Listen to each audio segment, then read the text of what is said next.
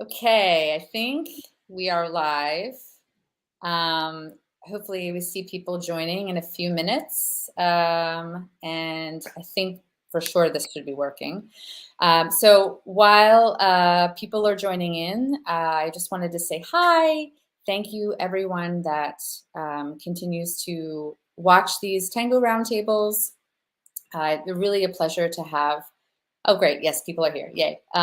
It's really a pleasure to have uh, all of this support and interest in all of these varying topics around women-led discussions. And I love that up to 40% of our audience is often male.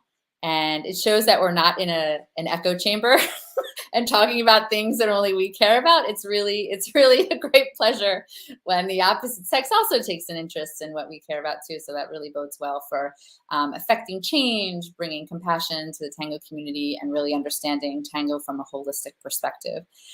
So, all right, great. So if you are joining in, please say hello. Please comment, ask questions. This is a really interactive conversation and dialogue that we like to have. And there's apparently going to be plenty of people here with plenty of opinions. And I just wanted to give a shout out to everyone that commented on this when I posted about it. Hello, April, what's up? And just to give a sort of disclaimer, the panelists here are organizers. So the point of view often, April has many opinions. Great, speak your mind, girl. So this is the point of view of the organizer. So the organizer's dilemmas, the organizer's concerns, the organizer's visions of events, and the stuff that they think about when they are creating for community or different kinds of communities. So hi, Tiffany. So the first thing I'm going to do is have everyone go around and introduce themselves, tell you guys who they are and the kind of events that they've thrown. And we're going to start with Tanya, if Tanya doesn't mind going first. Not at all. Hello, everyone. So my name is Tanya Spector, and I am from Los Angeles, United States. We currently organize monthly Milonga, which is actually contains 2 dance floors and includes alternative and traditional music. We also teach and have our own Tango Academy in Los Angeles. But more than that, we are planning right now a huge event that's happening in Los Angeles from October 6th through 9th, and it's Gavito Tango Festival. And I guess at the end I'll be able to tell you more about it. But for now, this is it. Thank you, Tanya. And then next we will have Merck.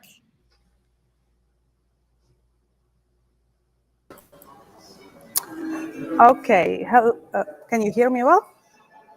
Yes. Okay, my name is Merck, and I'm from Russia, St. Petersburg.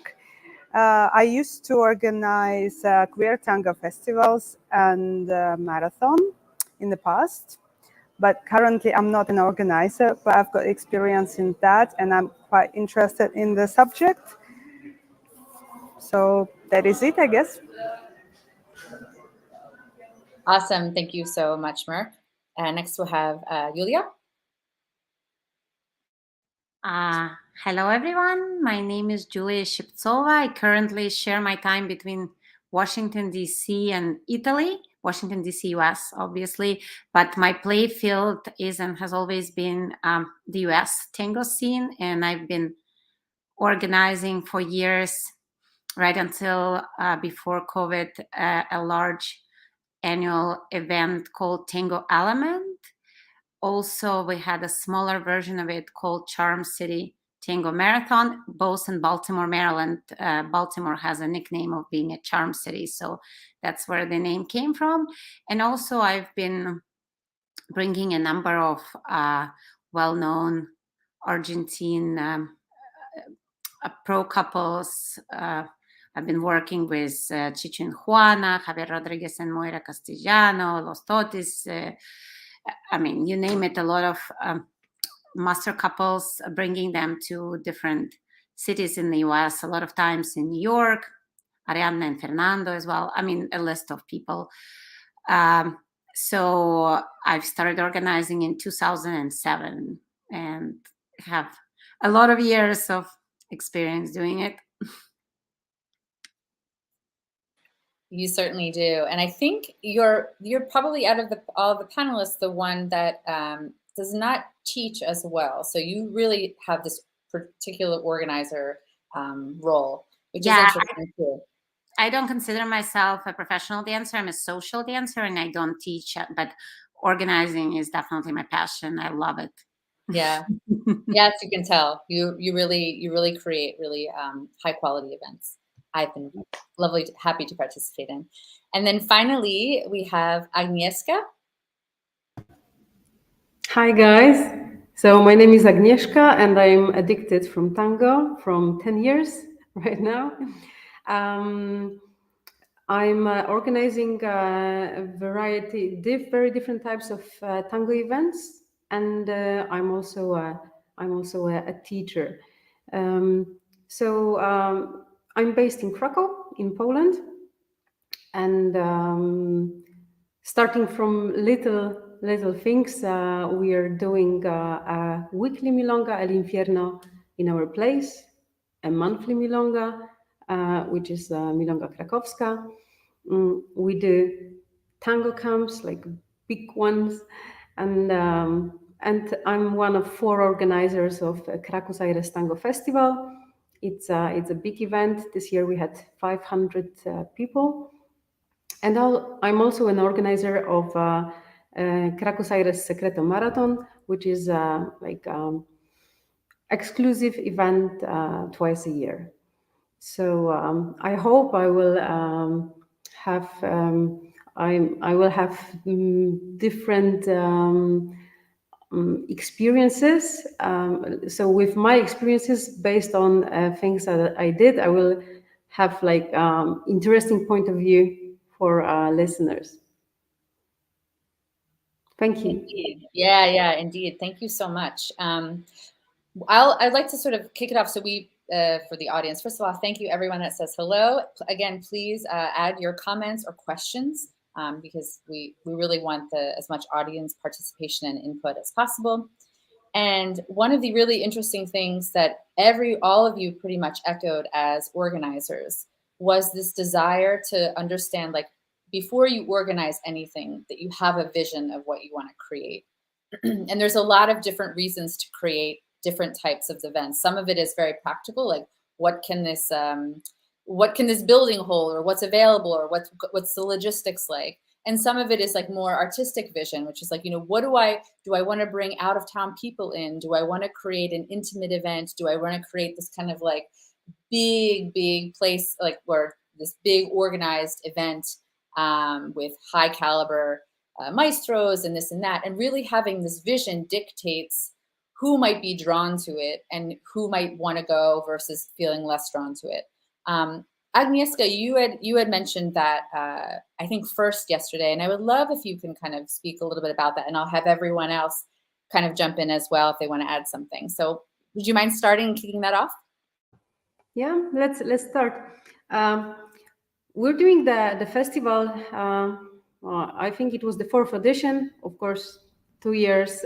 We have to skip 2 editions because of COVID. But anyway, when we started, I think it was 2016. I believe that we had a huge crisis of festivals in the world, or at least in Europe. What I mean with the crisis of festivals, I believe the best dancers in Europe stopped to come to the festivals because there was this opinion that if you really want to dance, if you're a good dancer, you have to go to the marathon. And I believe it's because organizers start to mix in a bad way what is the purpose of the festival, of the marathon, and of the milonga. So for me, what's the main purpose of the festival? For me, it should be the celebration of tango. So to celebrate tango, we need to learn from the biggest. Yeah. So we have to have workshops We're there to learn something. We're there to experience live music, because that's also the heart of tango. And to celebrate something, also we need very special venues for this. So it's the moment when you can put your best dress on. So to put your best dress, you need also the proper venue for that.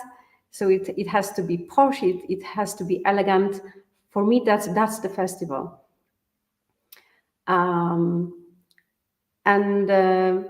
It doesn't mean that dancing is supposed to be only in those environment.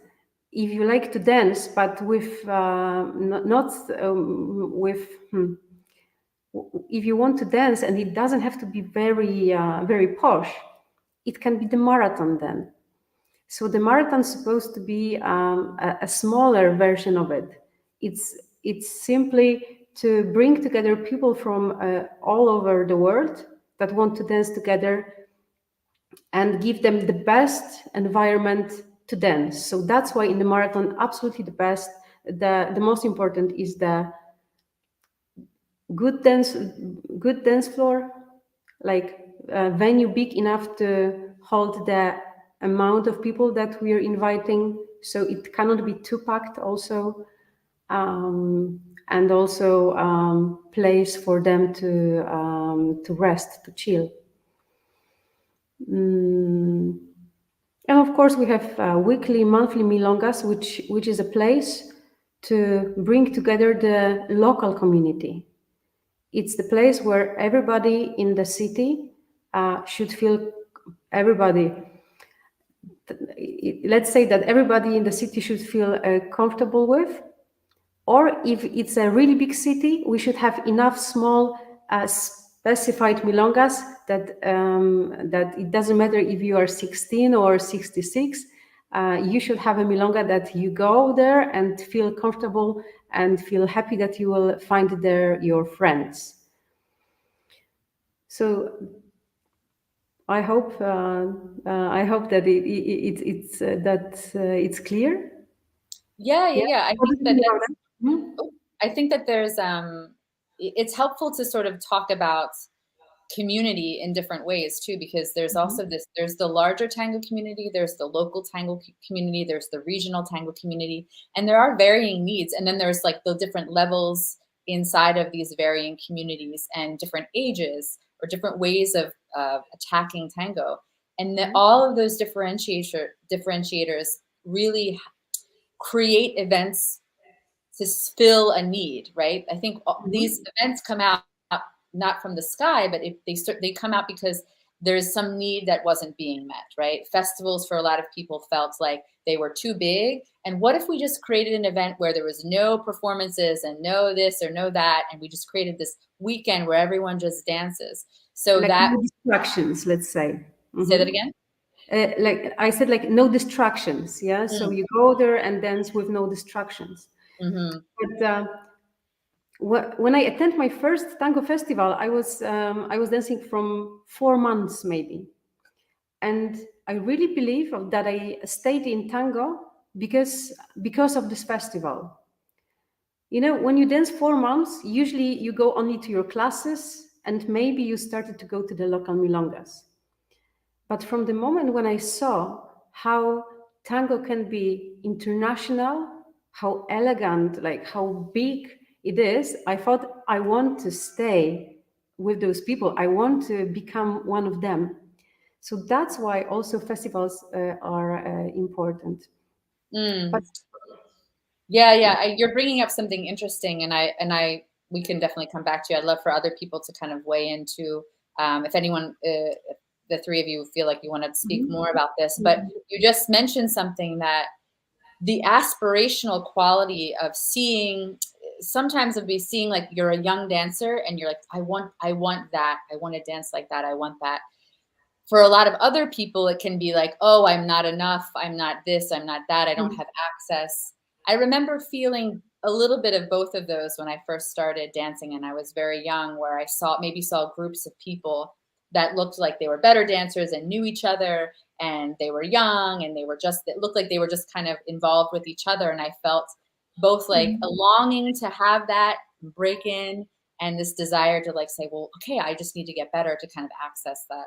This was my personal experience, but I wanted to see if anybody else wants to jump in on these kind of different aspects of events and what's important for each of them. Julia, do you have any thoughts around that? I do, I'm sure. I mean, we all can talk about this for hours, and it's a very emotional subject for all of us too, because it brings a lot of thoughts and a lot of opinions. I am a more like a parent who allows the children to self-select. So for me, it's always important to have a vision, to see what I want the event to be like, to understand what motivates me, myself about this event, so I could transmit this motivation.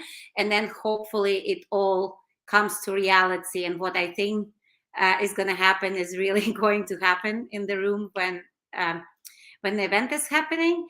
I understand that it could be, obviously, if it's a smaller event, I think it's important to maintain role balance, because if you're stuck, especially when it's a marathon, there is a pass, you usually have the same group of people. It's not like festival is more open, just like Agnieszka said, people go in and out. It could be a lot of people. Saturday night is a huge night, maybe Sunday is a little more quiet. Marathon people, most of the time it's the same people stuck together for 3 nights, so you want to make sure they will somewhat have a good time, so at least you can ensure the role balance, so it's more or less equal amount of leaders and followers to be willing to dance with each other. However, for I personally refrain from further curation, because I feel like people, they're not children, they're adults, and I want to give them freedom to find their own way into what they want to do. And absolutely it can happen that somebody goes and doesn't have a great time. They thought they would, but somehow, their friend said it was great, but it wasn't as great for them. Fine, they will not come next year. So I believe in self-filtering. So I have something to offer to people. That's my vision. And then they come and see if they like it or not. So for me, it's more like that kind of process. But again, based on, and I completely agree with what Agnieszka said about the festivals, inspiration, maestros. So I create either that environment, and for that environment, I will do things slightly different. Or if it's a marathon, I will create, like, there will be more food, for example, because people are more tired and they go out less. And I want to make sure that, they get some energy, again, role balance, those kind of things. So there are certain differences, but I personally believe that Tango is for everyone, and people should self-select in a sense of whether they are going to attend the event or not. But that's my take on it. Yeah. I hear you. So, I mean, have you noticed, for instance, you used to run a really large event in Baltimore. It's I'm sure a huge risk, of course, to run something like that. And also from someone that's participating, it also feels like, okay, I'm spending, money on the hotel room and these workshops and the milongas, and there's with the price comes a certain expectation of like, I want to go to these events and there's 500 people in the room or 400 people, and there's a sense of overwhelm when you go to the milongas. How do you have any kind of thoughts around, or has anybody ever had any thoughts like, how do I make this more palatable for people that are just starting, because there can be this overwhelm, and the large amount of people makes people feel like they're not they can't find their place inside of the event? I think classes play a huge role in that. And that's why it's great for a large event to mix it with classes. And I've been in this role myself. I went to Istanbul for the first time ever, and I barely knew anybody there. And I signed up for classes myself, so they didn't guarantee a level per se, but they said you'll have a partner, a body there. So that helped a lot, meeting people in classes for me. And the classes were great, it was great maestros. So I benefited a lot from that. And I believe, so again, we allow people to sign up as a couple, or we also role balance for classes. So we get those who sign up individually, we guarantee them a body, but we don't guarantee, you know, who it's going to be. And people do rotate, teachers do a couples rotation for those who came individually and have not signed up as a couple. So I think that's an important. Many times people go to festival as a group, at least of 2 people or more from their community, knowing somebody else is going, or for example, there is a DJ from their community. And that happened a lot too. Some communities are really tight, and I intentionally would invite a DJ that I like from that community because I know they will bring a group that will follow them. And then by the end of the festival, people start mixing. I've seen it so many times. Obviously, again, some people are more extrovert, some people are more introvert, it depends. But I think generally classes help a lot. We also usually do free practica on the first day, where we force people to do games for an hour. I know it might sound ridiculous and people are hesitant to do it, but if you get the right person to be the mediator, like the administrator, I don't know, the the MC, the master of ceremonies, facilitator. It really works. We don't make it long. It's usually 1 hour. That's it, the whole thing. But it kind of breaks ice, and people become silly, and they feel more comfortable meeting each other. And also, we used to do a reception with alcohol on the first night, which helps a lot too. And when people know they're not forced to dance and it's just a talking event, also we would do like 1.5 hours, 2 hour stops for something like that, and people can come and go. That helps a lot too, because there is no pressure to dance with anyone. You're bringing up a really great point, and America, I'll have you jump in this too, and you can kind of pull this in a different direction. But you're bringing up this idea of two separate things. There's like, how do I connect with you as a human, right? I want to socialize and have the social interaction. And do I also want to dance with you, right? These are 2 different things. And I know a lot of people, when we've said cool kids, tango, first of all, nobody calls themselves a cool kid. There was a question around, like, do people self-identify as cool kid? I think the cool kid nomenclature and label is something that happens from the outside, where you perceive people to be a certain way, exclusive or not available. And this is an interesting thing, like, not available for what? Not available to socialize with, or not available as a dancer. And I just want to, be very clear that oftentimes there's, the intrinsic value of a human, right? That we're all worthy of kind of connecting on a very human level, might be different than the desire to dance with somebody. So I just want to label those 2 things as, if someone doesn't want to dance with you, it doesn't mean you're not as valuable as a human and as a person. And these are hard moments in tango. These are like very vulnerable, anxious moments. And I just want to sort of also acknowledge that as a human level. I think for most people, and most of all of us, even if we're professionals or organizers, sometimes we walk into rooms and we feel anxious. We're like, do I belong? And I think this inherent, I want to feel like I belong. And what are the things that make me feel like I belong? Is this sense for me? Is it coming from me, or is it like the vibe of the environment? So differentiating between those 2 things has been helpful for me. But Mirk, I'd love for you to kind of jump in and give your point of view. And then Tanya, of course, I'd love to hear what you have to say. Yeah, I just wanted to say that, it was interesting when you all described the difference between the festivals and marathons. And actually in the queer tango world, it's not so at all. I mean, they don't differ at all. And it's the same crowd. So most people who go to the biggest queer tango festival in the world, which is Berlin, they mostly go to now queer tango marathons. So the main difference is just about the shows and like the lack of shows, that's all.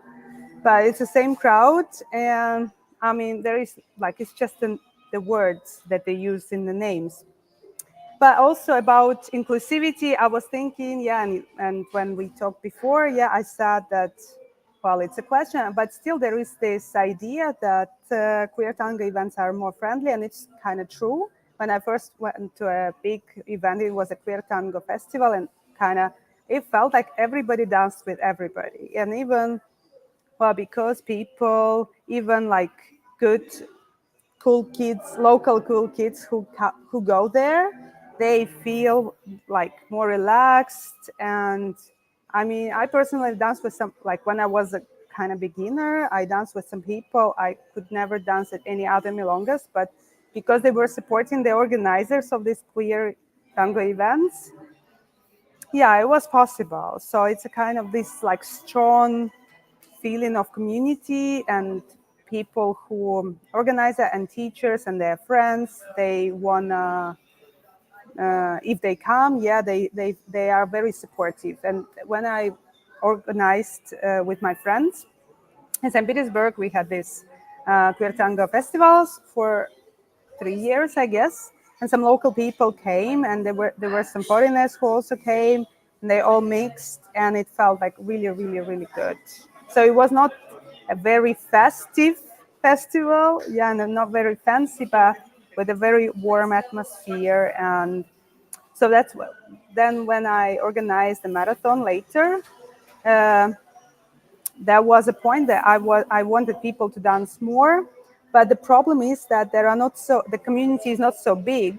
There are not so many dual role dancers to, the market is small, and people cannot travel so much, and the community is small. So perhaps this was a disappointment for me as an organizer, that it's hard to organize a queer tango marathon because there are not so many stable dual role dancers, and this is the only. But all the time I heard the feedback that people felt more relaxed at these events. I don't know if you have the experience of going to such events or not. Could be good to hear, you know.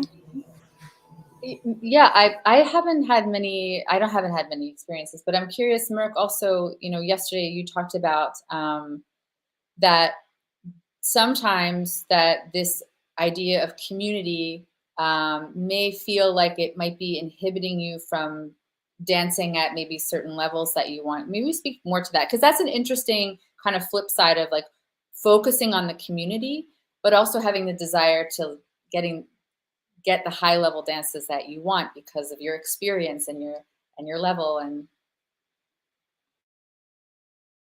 do you want to speak to that a bit, Merck? Yeah. Well, this is the main problem there is another side, of course, at such events, that people feel so welcome, and they start feeling so relaxed, and kind of the friendly atmosphere make people forget about cabeceo and other people's borders, and they might come up to you and just invite you by words. Which is, and if I refuse, or some like other people refuse, it feels awkward. And yeah, and this is perhaps what I find a bit confusing still. Yeah, but I myself, I mean, I go to common, like general, like traditional, okay, how can I call them? Marathons and events. I travel as a DJ and a dancer. And also, to make the point, yeah, I mean, I normally register as a dual role dancer or as a leader, and it's kind of easier for me to travel alone. Okay, I've got some privileges.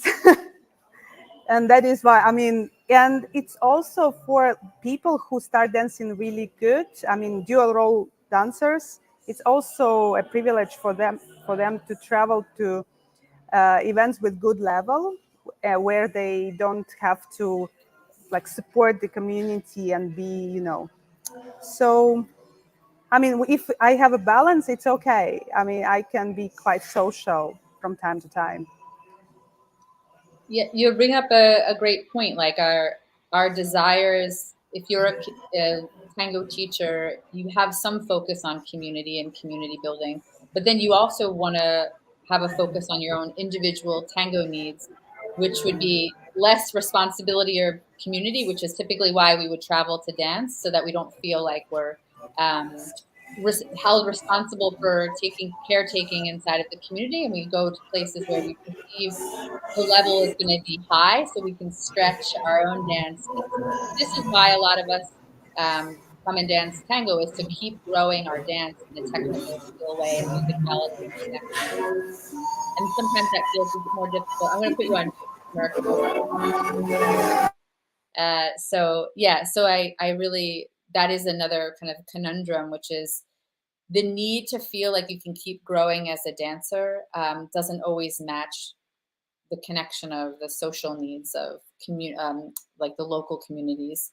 So Tanya, I would love for you to kind of jump in as well and talk a little bit more from your perspective. You can take this anywhere, but I remember yesterday when we were kind of chatting, and somebody brought this up too, which is this idea of like, how do you qualify or quantify what like advanced skill sets are, and like how you would choose people to dance with. You can go in that direction, or you can go in another direction as well. I mean, I agree so far with the definition of the marathon and festival and all the smaller events with everybody. My point of view and thinking is similar to what Julia was saying. I believe that tango has to be inclusive and for all, and that we can all find our own niche, our own event to meet our own needs. But when talking about these things, I also want to say that, I mean, I could think about things from the three different perspectives, right? I have to put three hats on. As an organizer, that's one hat, right? And then you ask questions and you create goals and you plan for an event with a particular idea, thinking as an organizer. Then you can think about things as a teacher and as a dancer, correct? So I think this is where all the contradictions come, right? So if you mix these hats, you start thinking, okay, as an organizer, I want to create this fabulous event and I want everybody to be happy, right?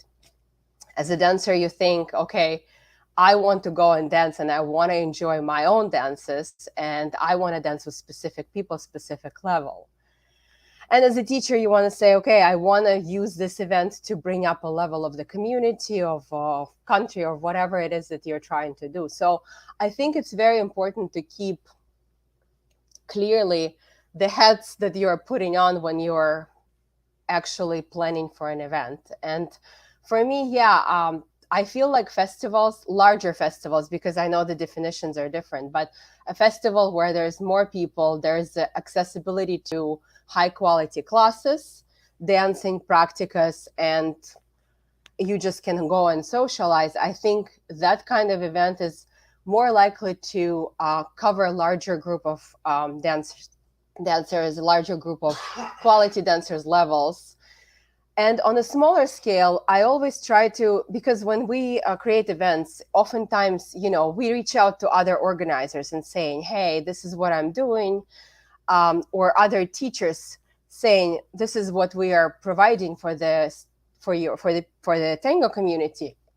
Are you interested in gathering a group of people and bringing them? Or for teachers saying, encourage students to kind of create a group and come together. And I think that's a great way of sort of entering the event. And then after that, it's like Julia said, you know, everyone is an adult. So you can decide whether you want to be comfortable and stay with your peeps, or you want to kind of be an anomaly and go off and try to explore the world of festivals from a different perspective, right?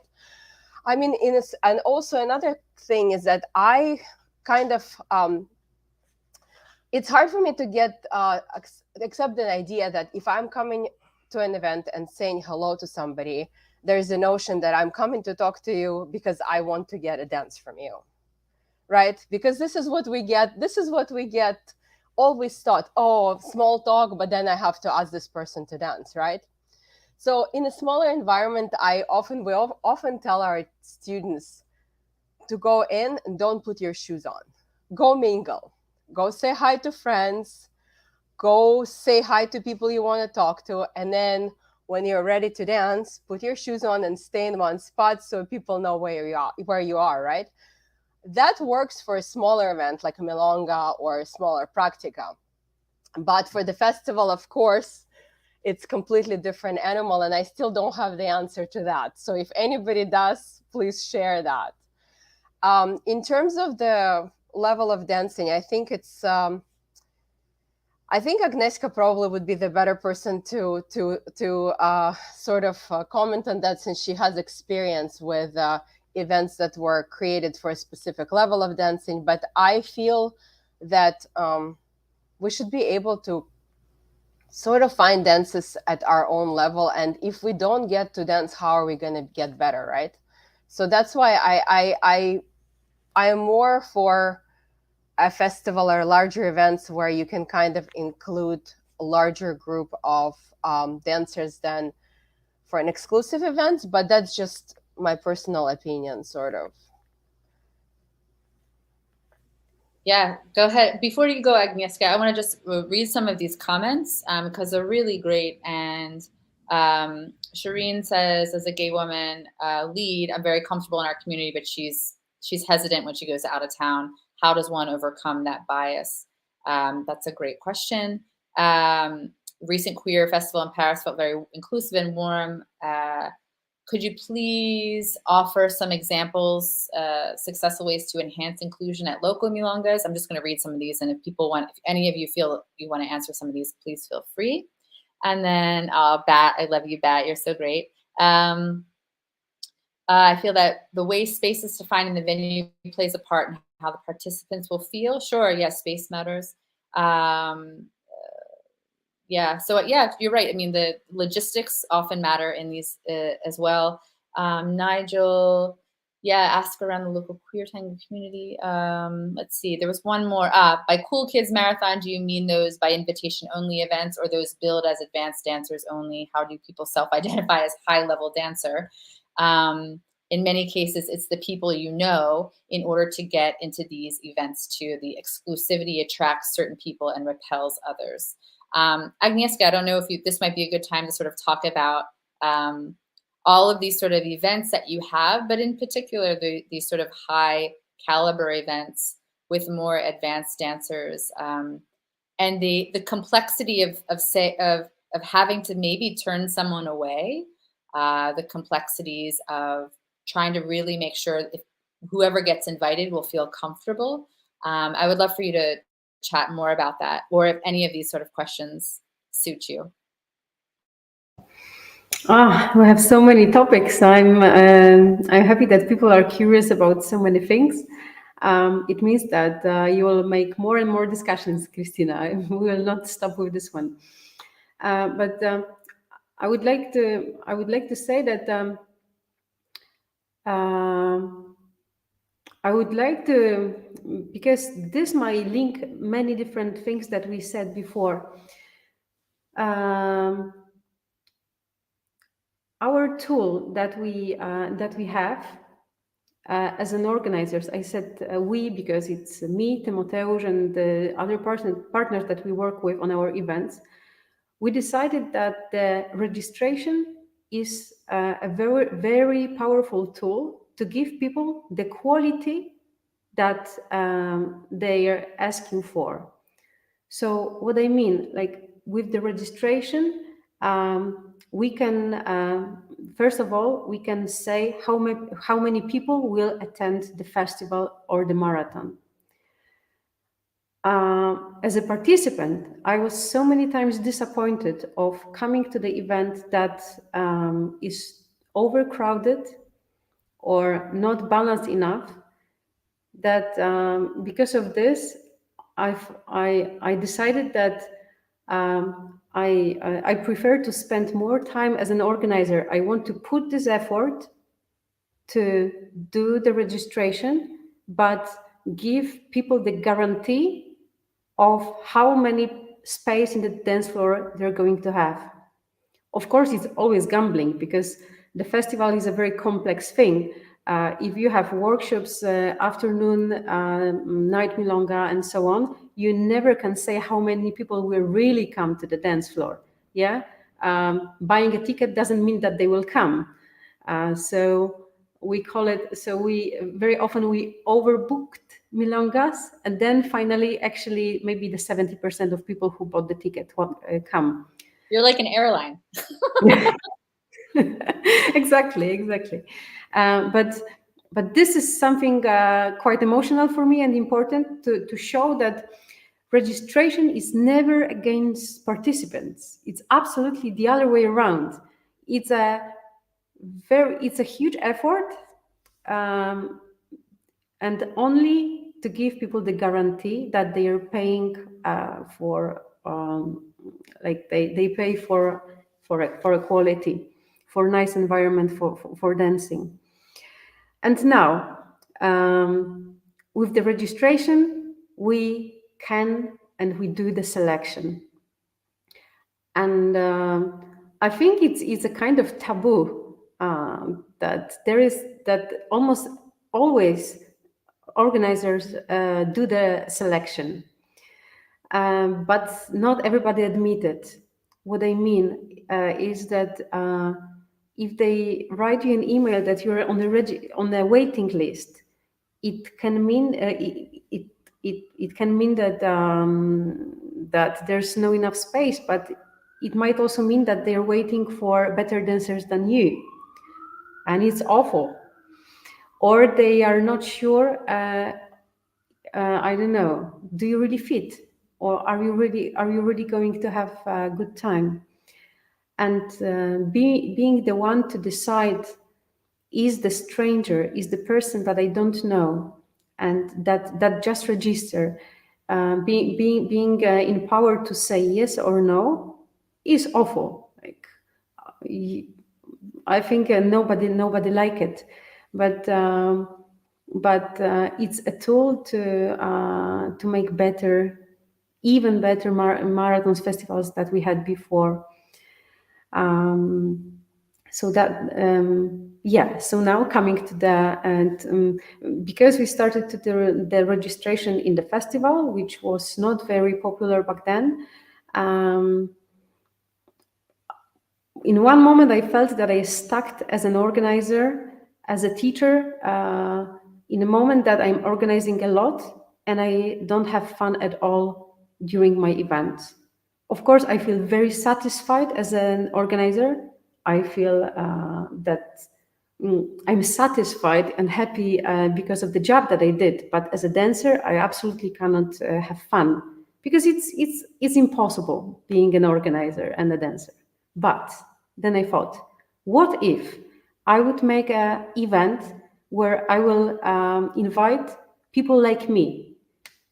So professional tango dancers, or maybe tango dancers and organizers of the events.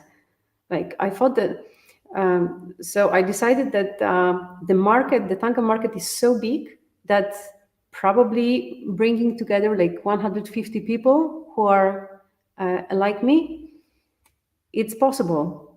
And this is what we did.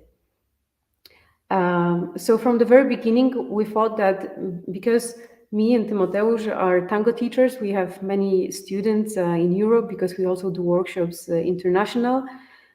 If we just make an event like in public and say, hi, we're doing a new marathon, but for advanced dancers, probably we will we will just struggle with saying no, and we will struggle with hurting people that we like, because they might feel disappointed that they didn't access. So we thought it would be more fair just to invite people that we like, not to make any disappointments. And yes, and this is what we did. And so far it works. With every edition we change it.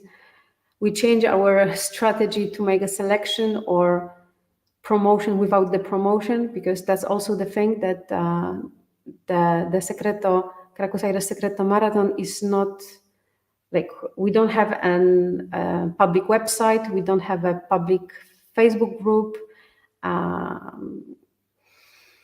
But on the other hand, the brand is strong, like we're getting popular, so people start to know about it.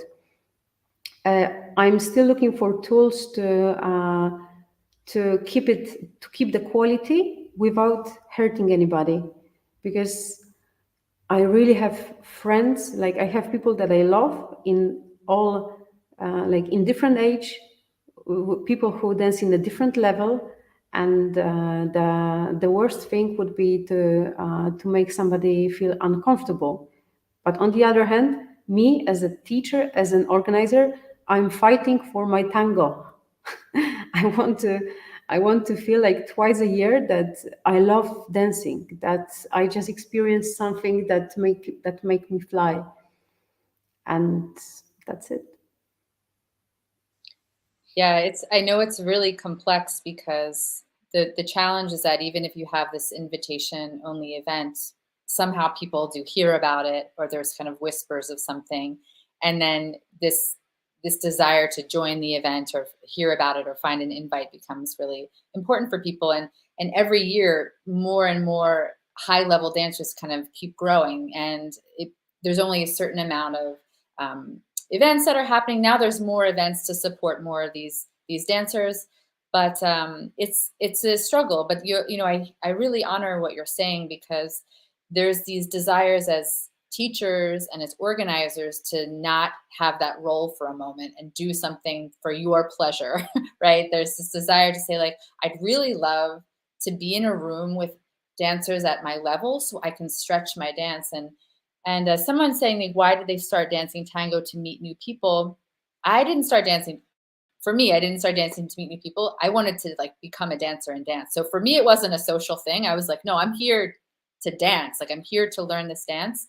And sometimes I think I misunderstand people when their major priority is the socialization and the constant kind of socialization. If I want to socialize with people, but I want to have the quality dances that I want as also a major priority. Yeah, Julia, go ahead. I want you to kind of weigh in too. And I personally, again, my take, there is absolutely nothing wrong with that. And there is nothing wrong with being selfish and wanting to get that for yourself.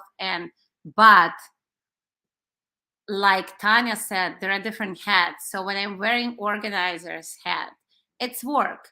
So I basically know I'm going to work. It's for everybody else's benefit. I'm not making millions on it, but I most likely will make some money on it. Like, by the way, guys, organizers are not getting rich. I make more money selling shoes, okay, than I make organizing. Organizing is really a passion, is labor of love.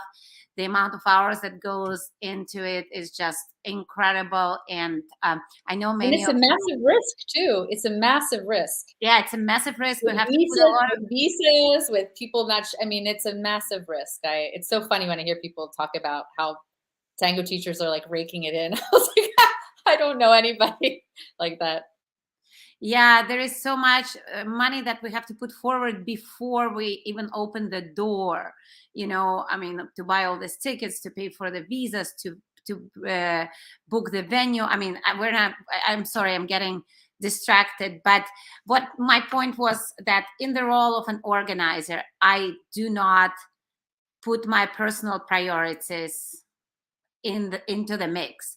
And then when I go to an event, yes, I will think which event I want to go to. If I'm going to an event, I'm looking for an event to dance for myself, I'll use a completely different criteria, obviously. And I don't think there is anything wrong with being selfish when you are a participant and you want to have a good time. Just like everybody who's going to attend your event, they are most welcome to take the same stance, and it's your job to make sure that whatever you promised, whatever image you have created, that's what they're gonna get, so they can choose wisely.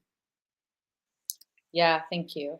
Yeah, so Angel asked about, it's the eternal question, and I think maybe Agnieszka can eventually respond. How do you select? Like, how do you, I do not, like, I would not want the responsibility of selecting people and deciding who is going to come and who is not going to come, because simply there is a lot of subjectivity. If I'm a teacher, let's say, I don't know, Chicho wants to teach a weekend seminar and he wants to make sure that people get the best out of it, and there are 20 couples in the room, and he wants to make sure that couples have more or less the same level of understanding of what he's teaching for the same results, and he picks people and invites them.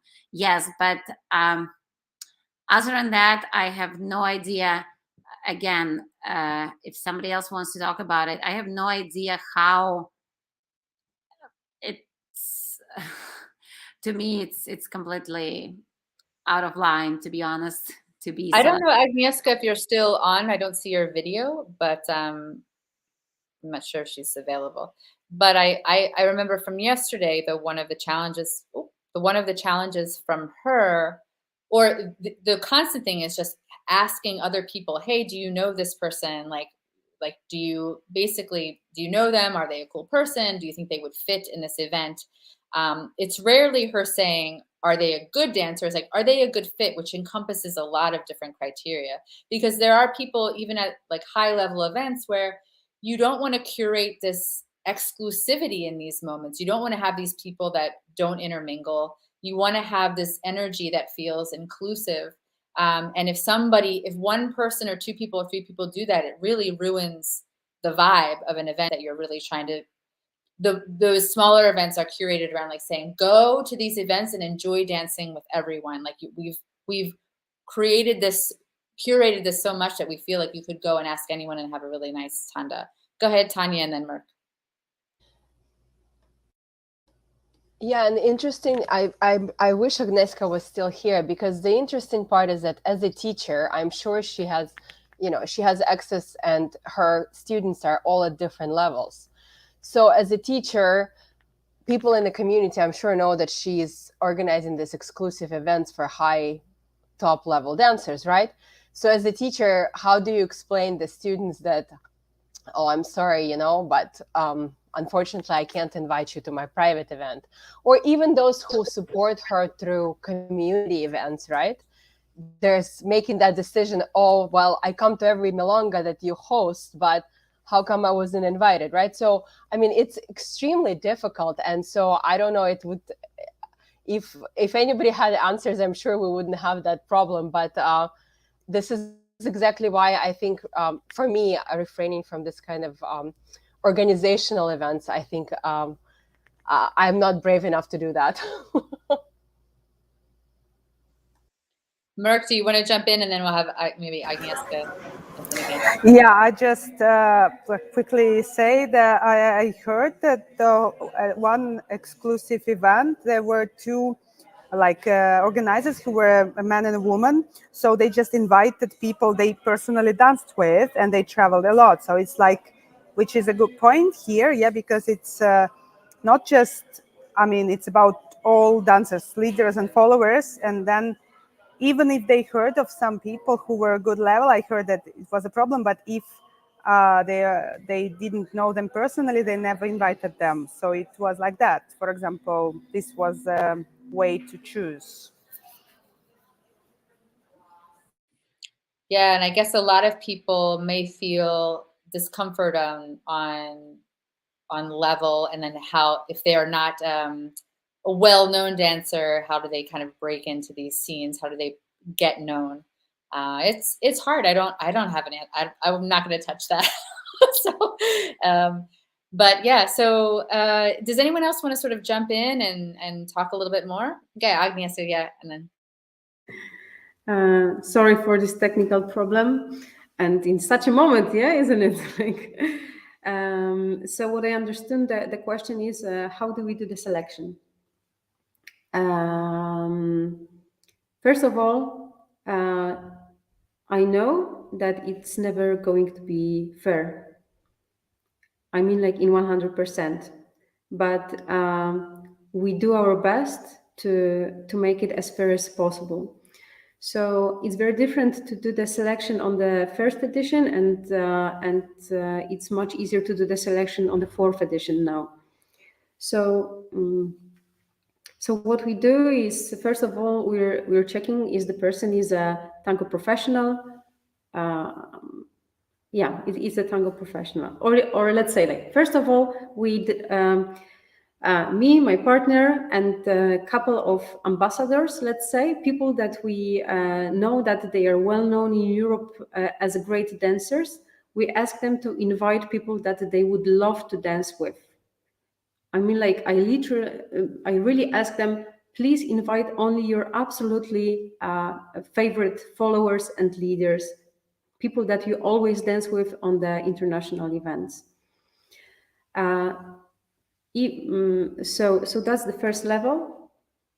Then the people that I know well, that I love to dance with, I ask them to bring people that they love to dance with.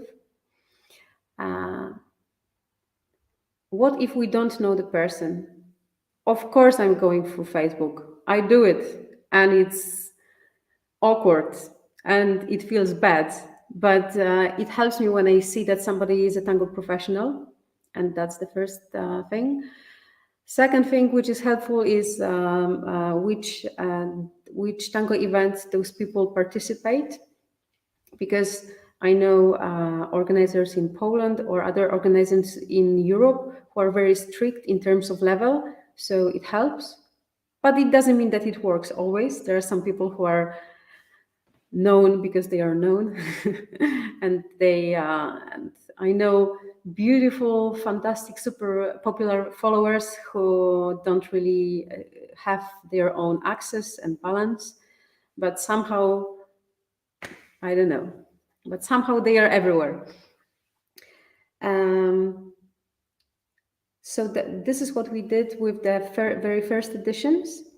And now, if I don't know a person, I go in Facebook, like, I'm checking our who friends do we have in common, and I really write a message to 2 or 3 of those people and ask, especially if our mutual friends participate our Secreto Marathon before.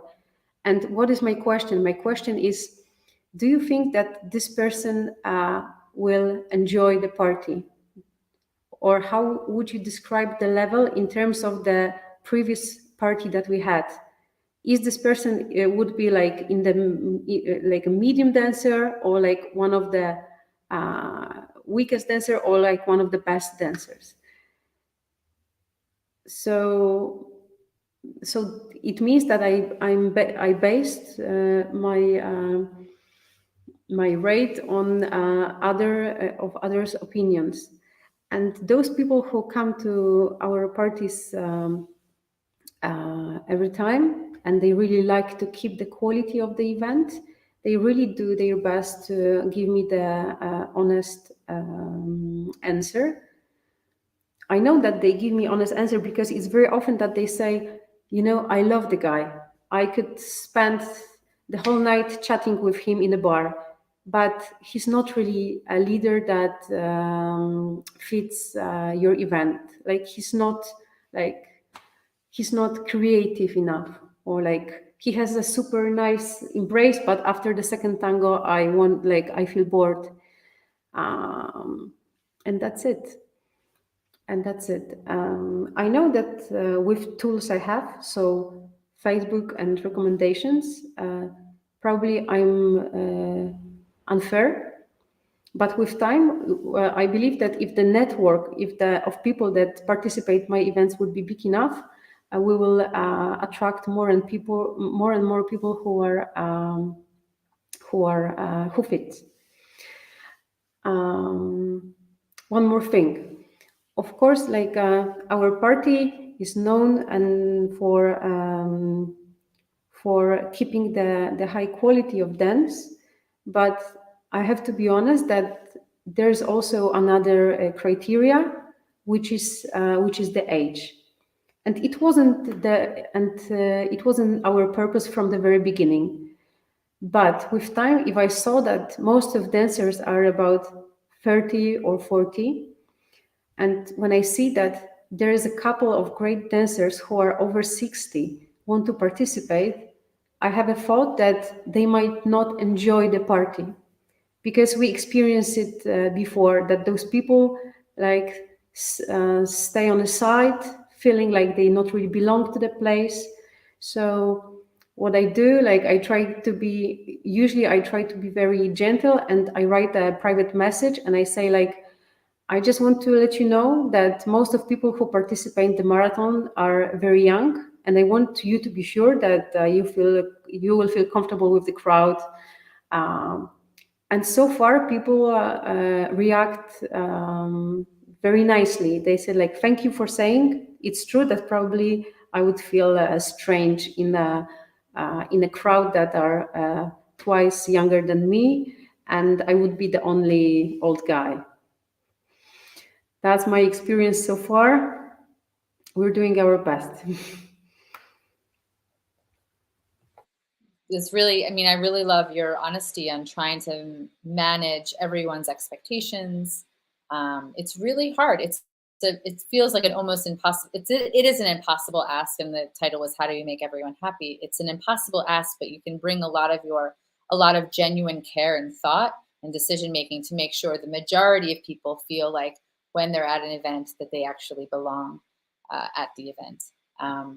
Because I think it would also be disingenuous if you invited someone and they sat the whole weekend, right? So that would be a really, to have them come and then not have the same experience as everyone else because they didn't feel like they were at the right kind of level.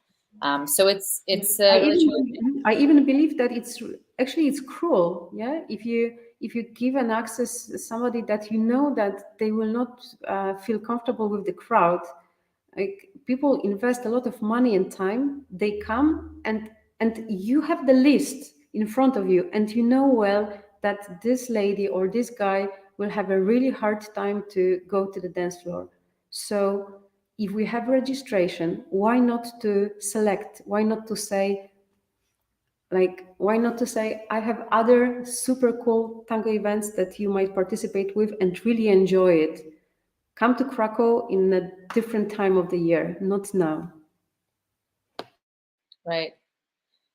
Does anybody else want to kind of comment or continue? Because there's one more kind of question that I want to propose around this idea of a lot of people said, like, why not, when you go to a milonga, and it can, or milonga or an event, dance with somebody that you don't know, or dance with somebody, make the effort to do one tanda per night of someone that you don't know, or someone that you may seem as like a more beginner dancer.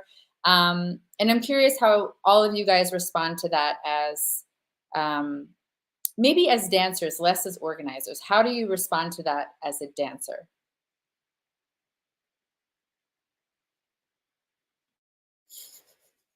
On one hand, I think that we all have to remember that we were beginners once, that there's a certain desire to open yourself up to experiences and other people when you're feeling resourced to do so. I mean, at a ground level, I could say like, yeah, that would be like beneficial in a lot of ways. On the other hand, I can feel like, well, I want people to feel like they're an agency over their body. And that's really important too, that you say yes to things when you actually mean them, and when you actually are in that sense of generosity.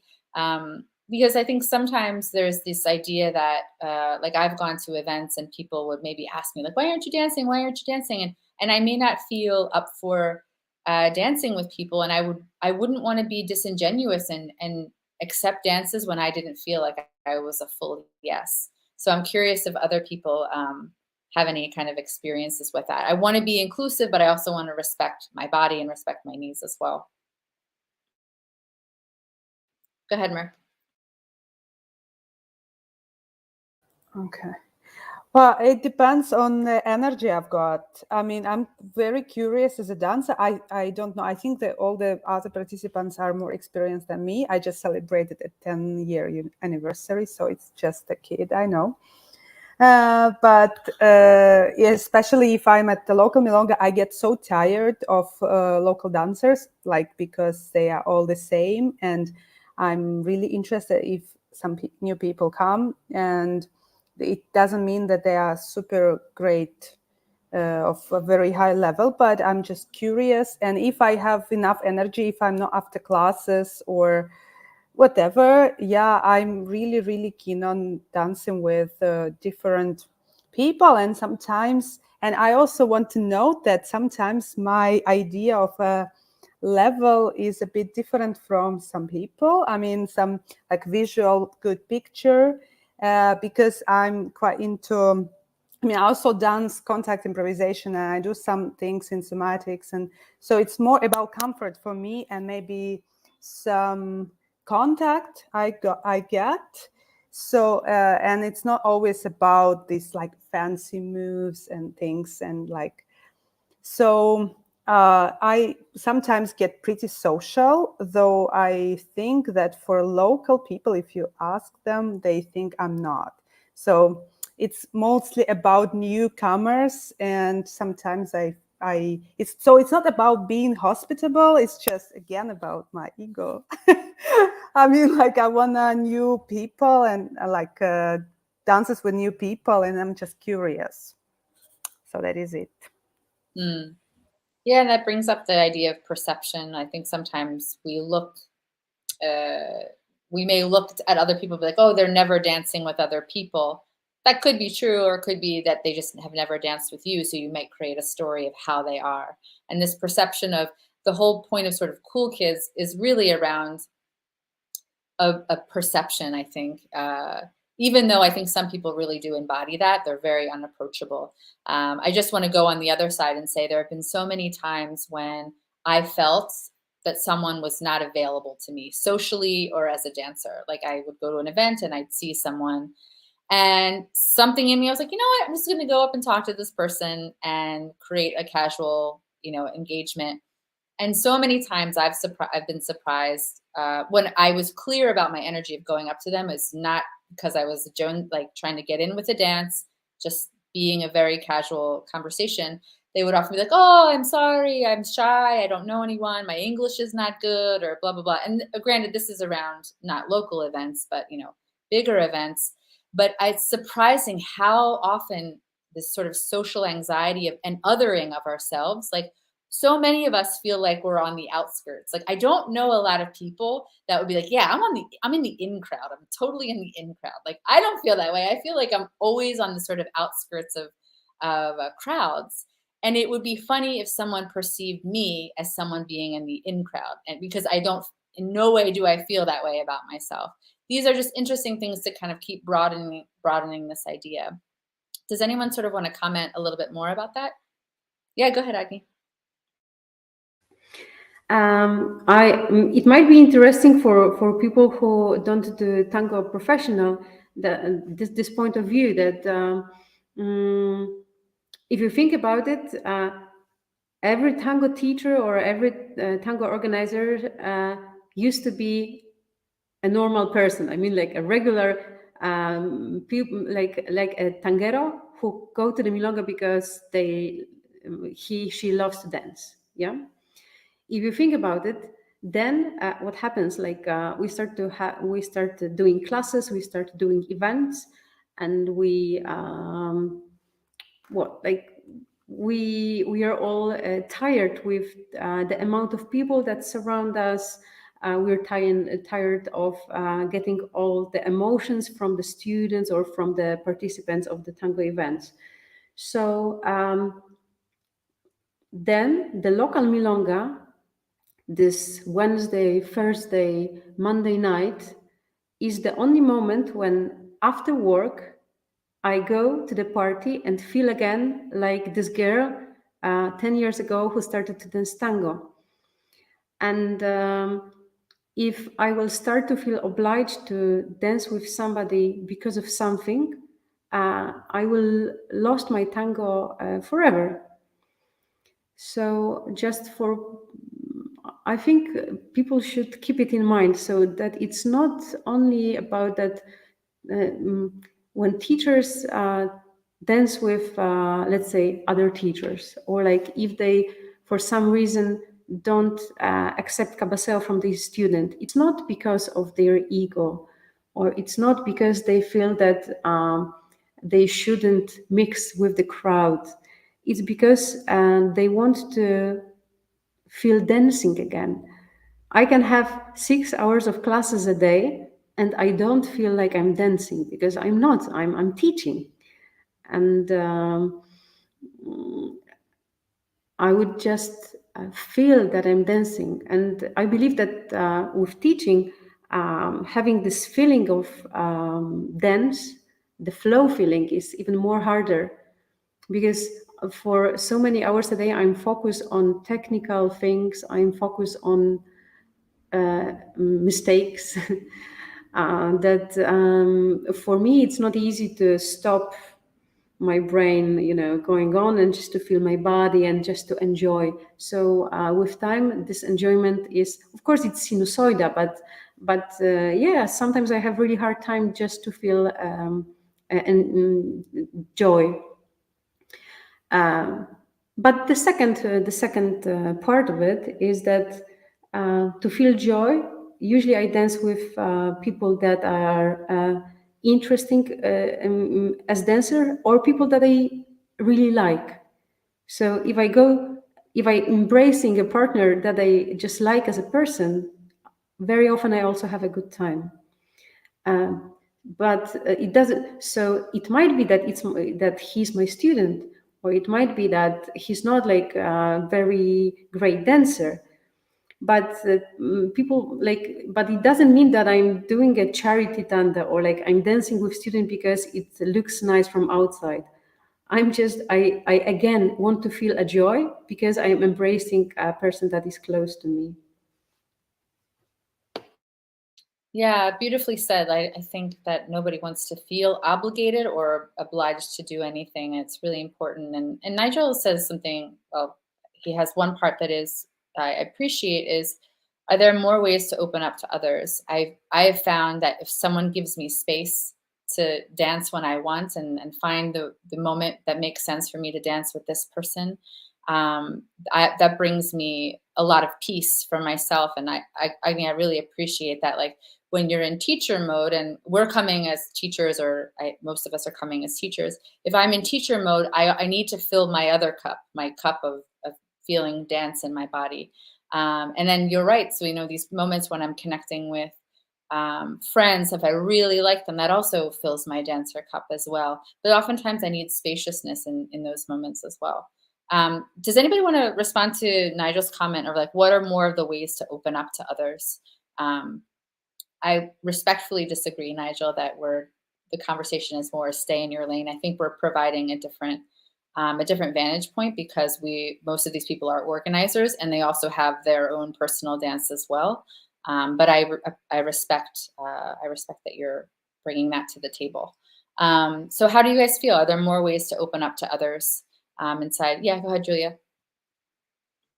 I think we're completely disregarding the cultural aspect here, because maybe it's okay in Poland to say, you're too old for this event. In the US, I'm sorry, it's pure age discrimination. I would never, ever say anything like that to a person, because I think it's plain rude. And in my social, box, it's just not accepted. I wouldn't be able to do that. So maybe there is also that cultural aspect, even though I think yesterday when we chatted, we were briefly mentioning things like taxi dancers and stuff, which again, maybe, it works great in New York, but in Boise, Idaho, it would be unheard of and stuff like that. So I think that's another important component that we have to keep in mind. But how do we open up? I think we cannot solve a problem if we're part of the problem. I think that, to be able to open up, you have to be able to admit that there are old dancers, young dancers, bad dancers, good dancers, and it's okay, and they can all come. because if you think that you know, certain people should dance with certain people, and you have it in your head before even your crowd has it, I mean, you're part of creating this. So just like every company runs from the top, I think organizer is in many ways in charge of establishing a certain environment in their event. I do believe there is a strong correlation of between the event and the organizer. So I think it's important. And if an organizer decides I want to cater to professional dancers, fine. But then you have to realize that's what you're doing. That's all, you know, it's again, it's a choice. So, and then people who are attending, I would say, instead of complaining, just choose the organizers that you connect to their way of organizing, you know. And again, the self-selection works. I have to tell you a very short anecdote that I know firsthand, not like somebody told me, when all these exclusive marathons started in Europe, and I was still, now I spend a lot of times in Europe, not for Tango, just living, but I don't organize in Europe at all. But Alejandra Mantignan was telling me, oh, I just got invited to an exclusive marathon, and I was told you have to come because there's only, you know, top level people. And Alejandra Mantignan, I mean, she studied with Antonio Todaro. She, you know, grew up. It was like street tango to her. Tango is a street dance, is a popular dance. So she was not supporting of that idea at all. And she turned around and said, no, I don't think I'm going to come because there is nobody going to be there at my level, you know, being super sarcastic because, yeah, why is she going to go there? You know, maybe she's going to be the top dancer in the room. So do you understand what I'm trying to say? She just said, well, nobody's going to be there at my level. So if you start thinking in this criteria, then in these terms, it brings its own, you know, it has its own dangers, so to speak. It's not all that innocent necessarily, because you either give or you just say, okay, if you're doing this, then I'm not going to share either, because nobody there, you know, is interesting enough for me. So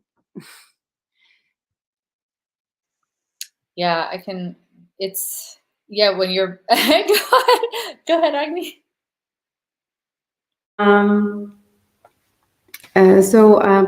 First of all, what I said with age, it was only that it goes only with this specific selected event.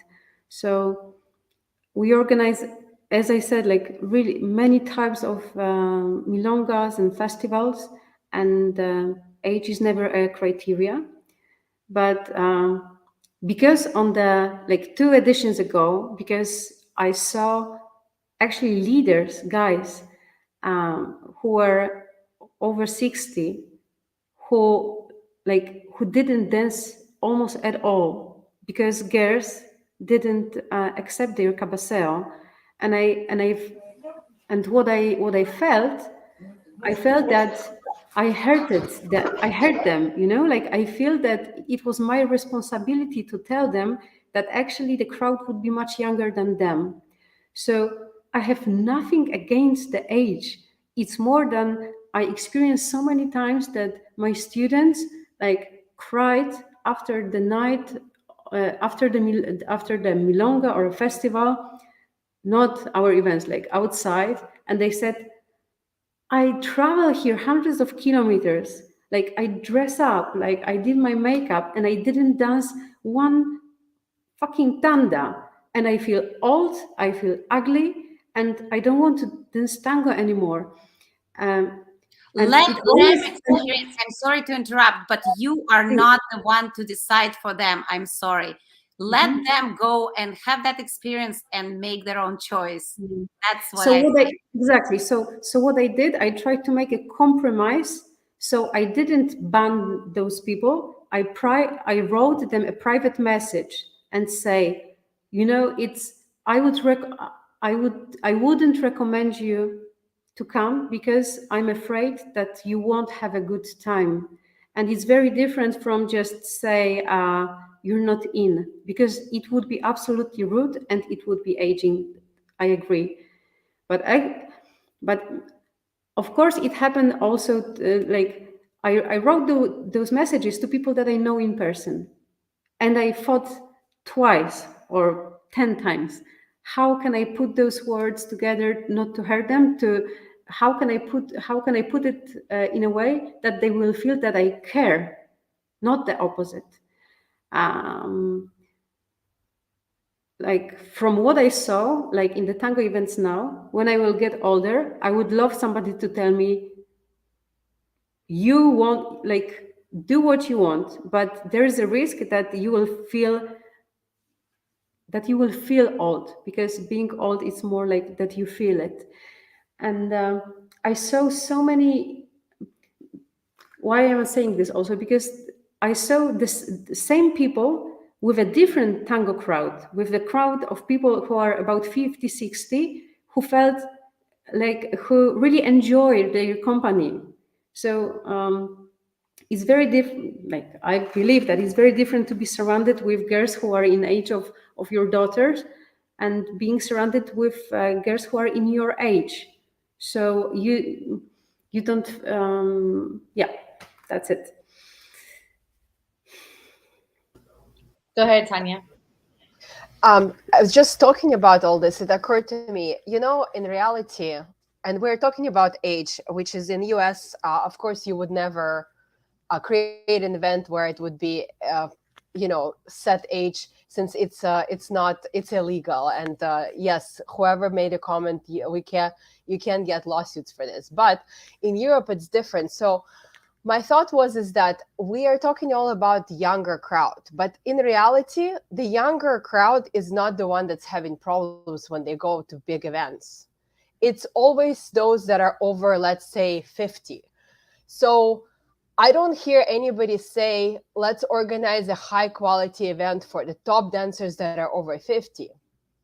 So, I mean, this is just a thought that kind of occurred to me. Like, if we want to be fair, I mean, we could, as an organizers, right, it's our responsibility to try to cover and to include as many as dancers at different levels as possible. So I think we have to kind of be fair and say, okay, how can I balance it out? It's just a thought that occurred to me right now, because we were talking about all the, events that are routed towards younger population or higher top dancers. But really, I've had my best dances were with elderly gentlemen, actually, those older milongueros that you don't really think about them. And if I didn't know who they were and I was at the event, maybe potentially I would say no to them, right?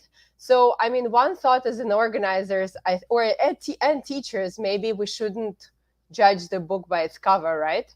That's one thing.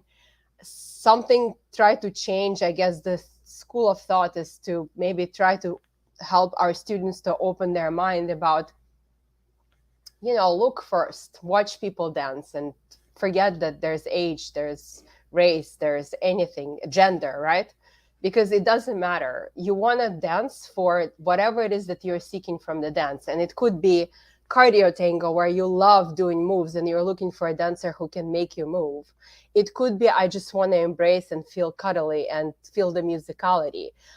Who knows? Every one of us as a human seek different things, right? So I think as teachers and organizers, it's kind of our responsibility to keep that always going and always remind our students and our fellow community that this is why we're here. And yes, if you want to have, for example, if I wanted to do something for myself, I could always create a smaller private event, a party, right? But party in my mind or my book, I guess, is something I will not charge for.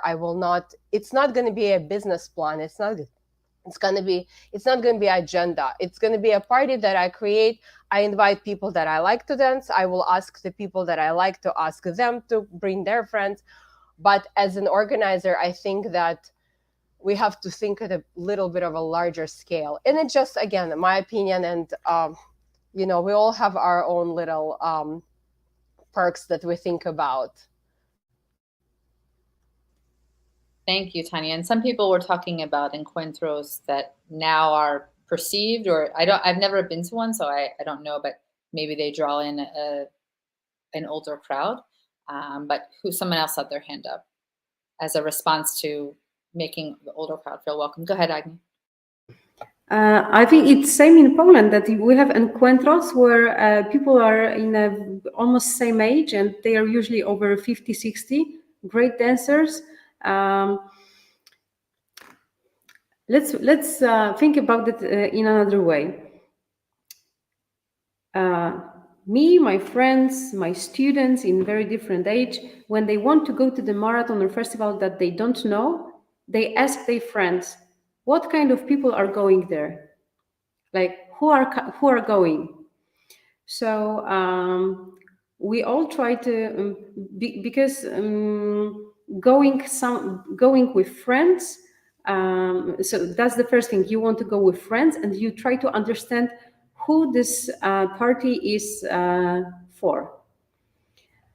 So what we do just twice a year with this Secreto party is that we just name it. We just name it. Something that was something that usually is just not name. And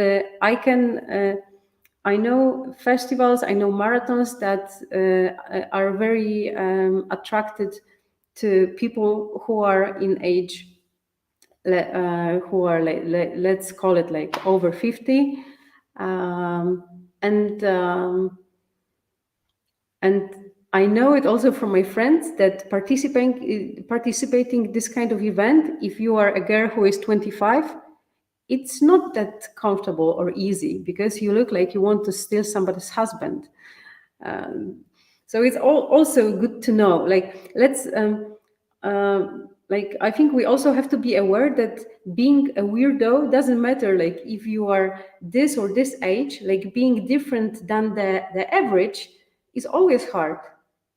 I have friends in cities in Poland that where the tango crowd, like the social scene in the city is quite old. And because they are 20-something, they are like the other women are aggressive to them. So sometimes being young and attractive is also not very fun. So just not to be this evil young beachy girl, just to let you know, like I think that doing festivals with big number of people is great to mix the crowd. Social tango, like local tango scene, is great to mix the crowd, but the market, the tango market in the world is so big, and we have so many dancers that there's also a place for a close marathons where the organizers say that it's for people who are 30-something and like for let's say professionals or advanced dancers. So I hope that keeping all of it will make the tango scene and tango better with time, because what I believe that actually in the with what we do with this closed events is also that, as I said before, we do it to keep tango teachers alive.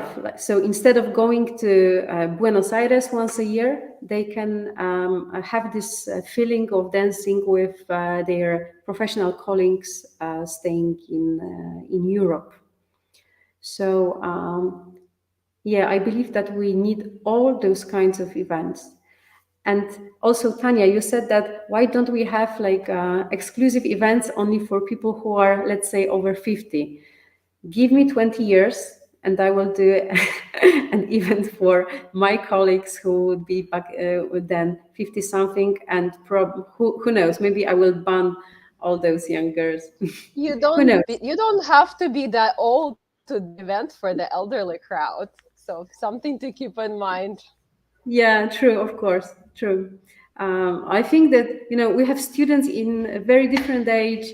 Like, I'm sure that now a lot of people who are over 50, over 70, they are listening to this interview and they know me well because we dance together, because we spend time together, and probably they laugh from me being, aging others. But that's me.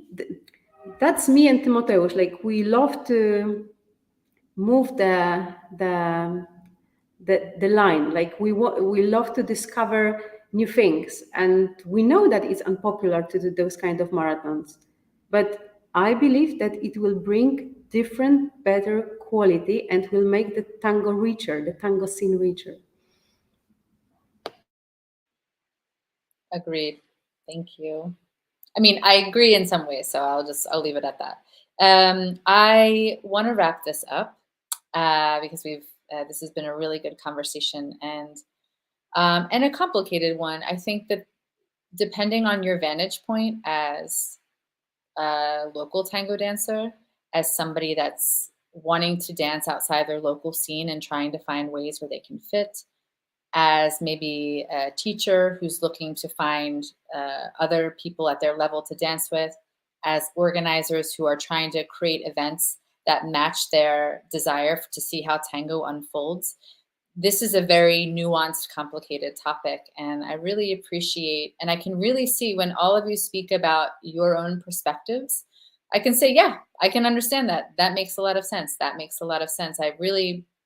I'm not a fan of like pulling like the right or wrongness of things inside of tango, but maybe like highlighting different complexities or nuances that maybe the average person may not think about, or I have not thought about. So still waiting to hear about Cool Kids. We talked about that, Angel. Like, the Cool Kids is a name that's given to people that are perceived to be closed off, both socially and as from a dance perspective to everyone else. I don't know if anybody self-identifies as a cool kid. If you do, feel free to name yourself, but I think it's the perception, or it can be the reality. You know, a lot of people are not available, and there's that. So let's wrap this. Is it good or bad to be one? I don't want to be a cool kid. I don't like. I don't know. Does anybody want to be a cool kid? I don't want to be a cool kid. But let's wrap this up and have everyone kind of give what they're doing and what they're going on, what events that they're creating. Go ahead, Tanya. So we are located in Los Angeles, as I mentioned before. We hold once a month, monthly milonga on the first Friday of the month. So if you're ever in our side of the woods, please come join us. It's called Milonga Gavito. But more so, I wanted to talk about the festival that we're holding in October. It's going to take place in Biltmore Hotel in the downtown Los Angeles, which is a historic, beautiful venue. It was one of the original places for where Oscars took place, and also it's very close to what we perceive as European-looking venue, which you guys in Europe have beautiful venues. So we're always jealous about it, right? So we decided to create an event that would be in one of the venues like this. Excuse me, these are cool kids. What you are describing, these are cool kids, not good dancers. With all the fancy venue you described, it sounds like a cool kids venue. Not at all. It's a historic venue, actually. It's a cool venue. It's a cool venue to be in, but not cool kids. You know, we invite everybody, and the more important, we have a very high quality teachers coming to teach. So we have Javier Rodriguez and Moira, Carlitos and Agustina, Facundo de la Cruz and Noelia, Gustavo and Giselle, and I know I'm forgetting somebody because I'm right now on a autopilot. But please check out our website. It's gavitotangofestival.com. It's very easy, and join us if you can. It sounds amazing. What an event! It sounds a really, really wonderful event. Thank you, Julia. Go ahead.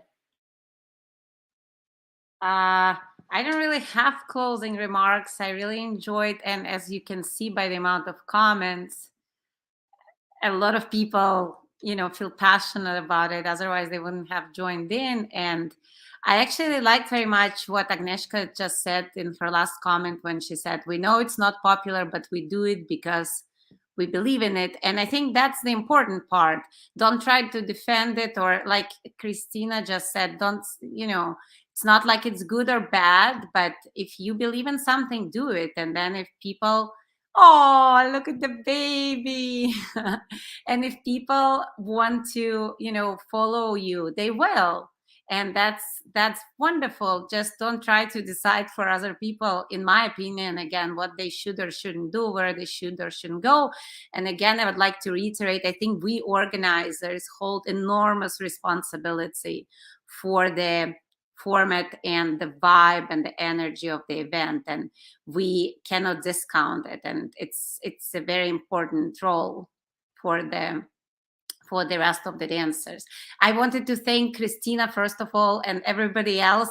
Christina, please keep doing it. You have wonderful panels, and thank you everyone for participating and all the people who joined in. Thank you so much indeed. It's, what I love about Tango, people, communication in every way, interaction. Thank you, everyone. Thank you so much. Agnieszka, parting thoughts, parting words, and what you have going on. It was really a pleasure. It was really a pleasure. Maybe let's say like my last words is that I would love to go to the events that Tanya, Julia, and Merck organizing. It would be great. I would like to experience what you do. I would like to just say a few words about the Krakow Stango Festival. So what we did, we decided that it should be, for people, it should be an Mama. Okay, did you hear it? I'm going like that. It should be it should be a great experience. So what we say is like, let us take your breath away, and we organize it in more than 10 venues during the weekend. So it's absolutely about the venues. We want people to explore the city because of this. We want people to change the vibe like every 6 hours and to experience something unusual. It's really an effort. Like if you think about it, that we have to switch everything every 6 hours, like to different venue. It's crazy, but luckily with people, we're able to do it. The last thing I would like to say is that I'm very, very curious how Tango will look like in 10 or 20 years in terms of dancing, but also in terms of tango events. And we, big organizers, we are in charge of, or maybe not in charge, we are doing it. We're creating the future somehow. So I'm happy that you girls really have a strong vision behind it. And I'm very happy that none of us can predict what will happen. I'm also curious, I'm not sure, do you have time, but if you have some thoughts, like how Tango will look like in the future in terms of Tango events, or maybe that's a topic for another discussion. It was a pleasure. Thank you. Yeah, I think for another discussion, but I see a lot of change happening in normalization of switching roles, this kind of fluidity that's starting to happen. Yeah, true. Really encouraging to see. And then how that shapes Tango in a new way. It's really nice.